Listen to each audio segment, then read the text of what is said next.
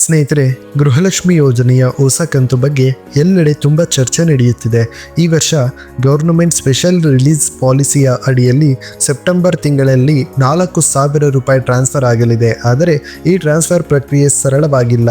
ಸರ್ಕಾರದ ಕಡೆಯಿಂದ ರಿಲೀಸ್ ಆದ ಬಳಿಕ ಬ್ಯಾಂಕ್ ಕ್ಲಿಯರಿಂಗ್ ಪ್ರಕ್ರಿಯೆ ನಡೆಯುತ್ತೆ. ಮುಂದುವರಿಯುವ ಮೊದಲು ದಯವಿಟ್ಟು ನಮ್ಮ ಚಾನಲನ್ನು ಸಬ್ಸ್ಕ್ರೈಬ್ ಮಾಡಿ, ಏಕೆಂದರೆ ಈ ರೀತಿಯ ನಿಖರವಾದ ಅಪ್ಡೇಟ್ಗಳನ್ನು ನೀವು ಮೊದಲು ಪಡೆಯುತ್ತೀರಾ. ವಿಡಿಯೋ ಲೈಕ್ ಮಾಡಿ, ಶೇರ್ ಮಾಡಿ ಮತ್ತು ಕಾಮೆಂಟ್ ಮಾಡುವುದನ್ನು ನೀವು ಮರೆಯಬೇಡಿ. ಈಗ ಮುಖ್ಯ ವಿಷಯಕ್ಕೆ ಬರೋಣ. ಸೆಪ್ಟೆಂಬರ್ 10ರಂದು ಸರ್ಕಾರದ ಕಡೆಯಿಂದ ರಿಲೀಸ್ ಆದ್ದರಿಂದ ಇದೀಗ ಮೊತ್ತ ಟ್ರಾನ್ಸ್ಫರ್ ಪ್ರಕ್ರಿಯೆ ಪ್ರಾರಂಭವಾಗಿದೆ. ಕೆಲವು ಜಿಲ್ಲೆಗಳಲ್ಲಿ ಈಗಾಗಲೇ ಅಮೌಂಟ್ ಕ್ರೆಡಿಟ್ ಆಗಿರುವುದು ದೃಢವಾಗಿದೆ. ಆದರೆ ಬಹುತೇಕ ಜನರಿಗೆ 1 ರಿಂದ 3 ದಿನಗಳವರೆಗೆ ತಡವಾಗಿ ಟ್ರಾನ್ಸ್ಫರ್ ಆಗುತ್ತದೆ. ಹಲವಾರು ಮಹಿಳೆಯರು ತಮ್ಮ ಖಾತೆ ನೋಡುತ್ತಾ ಕಾದು ಕುಳಿತಿದ್ದಾರೆ. ಪಾಸ್ಬುಕ್ ಅಪ್ಡೇಟ್ ಮಾಡಿ, ಬ್ಯಾಲೆನ್ಸ್ ಚೆಕ್ ಮಾಡಿ, ಮೊಬೈಲ್ ಬ್ಯಾಂಕಿಂಗ್ ಆ್ಯಪ್ಸ್ ಬಳಸಿ ಪರಿಶೀಲನೆ ಮಾಡಬಹುದು. SMS ತಡವಾಗಿ ಬರುವ ಸಾಧ್ಯತೆ ಇದೆ, ಆದರೆ ಅಮೌಂಟ್ ಟ್ರಾನ್ಸ್ಫರ್ ಆಗಿರುವುದು ಖಚಿತವಾಗಿದೆ. ಗೌರ್ನಮೆಂಟ್ ಸ್ಕೀಮ್ ಮಹಿಳೆಯರಿಗೆ ಮಾತ್ರವಲ್ಲ, ಕುಟುಂಬದ ಆರ್ಥಿಕ ಸಹಾಯಕ್ಕಾಗಿ ರೂಪಿಸಲಾಗಿದೆ. ಗೌರಿ ಗಣೇಶ ಹಬ್ಬಕ್ಕೂ ಮುಂಚೆ ಅಮೌಂಟ್ ಕ್ರೆಡಿಟ್ ಆಗಬೇಕೆಂದು ಎಲ್ಲರೂ ಕಾಯುತ್ತಿದ್ದರು.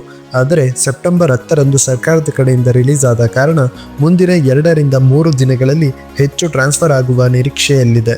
ಕೆಲವರು ಸೋಷಿಯಲ್ ಮೀಡಿಯಾದಲ್ಲಿ ಮಿಸ್ಇನ್ಫಾರ್ಮೇಷನ್ ಹರಡುತ್ತಿದ್ದಾರೆ. ಈ ಬಾರಿ ಅಮೌಂಟ್ ಟ್ರಾನ್ಸ್ಫರ್ ಆಗದು ಎಂದು ಸುಳ್ಳು ಸುದ್ದಿಯನ್ನು ಹರಡುತ್ತಿದ್ದಾರೆ. ಆದರೆ ಸರ್ಕಾರದ ಕಡೆಯಿಂದ ರಿಲೀಸ್ ಆಗಿರುವ ಬಗ್ಗೆ ಮಾಹಿತಿ ಬಂದಿದೆ.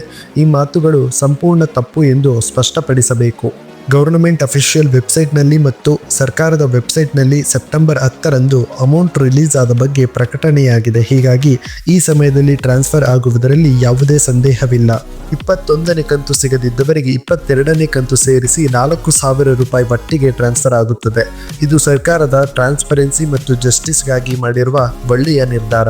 ಸ್ನೇಹಿತರೆ, ಸೆಪ್ಟೆಂಬರ್ 10ರಂದು ರಿಲೀಸ್ ಆದ ಅಮೌಂಟ್ ಬ್ಯಾಂಕ್ ಕ್ಲಿಯರಿಂಗ್ ಪ್ರಕ್ರಿಯೆಯಿಂದಾಗಿ 1 ರಿಂದ 3 ದಿನಗಳಲ್ಲಿ ನಿಮ್ಮ ಖಾತೆಗೆ ಟ್ರಾನ್ಸ್ಫರ್ ಆಗುವುದು.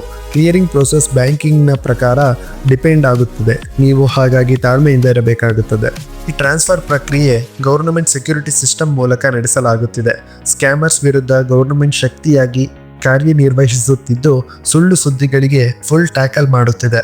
ಹಣ ಟ್ರಾನ್ಸ್ಫರ್ ಆದ ನಂತರ ನೇರವಾಗಿ ಅಕೌಂಟ್ ಹೋಲ್ಡರ್ಸ್ಗೆ SMS ಬರುತ್ತದೆ. ಆದರೆ ಕೆಲವರಿಗೆ SMS ತಡವಾಗಿ ಬರುವ ಸಾಧ್ಯತೆ ಇದೆ.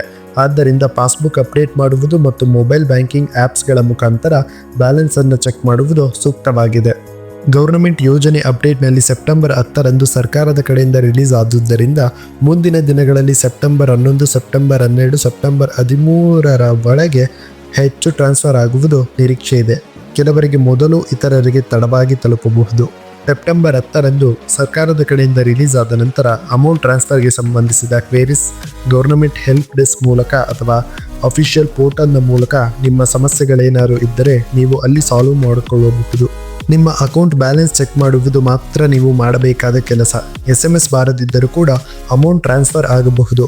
ಹೀಗಾಗಿ ನೀವು ಪಾಸ್ಬುಕ್ಕನ್ನು ಅಪ್ಡೇಟ್ ಮಾಡುವುದು ಮತ್ತು ಮೊಬೈಲ್ ಆ್ಯಪ್ಗಳ ಮುಖಾಂತರ ಬ್ಯಾಲೆನ್ಸ್ ಚೆಕ್ ಮಾಡುವುದು ಉತ್ತಮ. ಕೊನೆಗೆ ಸ್ನೇಹಿತರೆ, ನೀವಿನ್ನೂ ಕೂಡ ನಮ್ಮ ಚಾನಲ್ಗೆ ಸಬ್ಸ್ಕ್ರೈಬ್ ಮಾಡದಿದ್ದರೆ ದಯವಿಟ್ಟು ಈಗಲೇ ಮಾಡಿ, ಏಕೆಂದರೆ ನೆಕ್ಸ್ಟ್ ಅಪ್ಡೇಟ್ ಕೂಡ ನೀವು ಮೊದಲು ಪಡೆಯುತ್ತೀರಾ.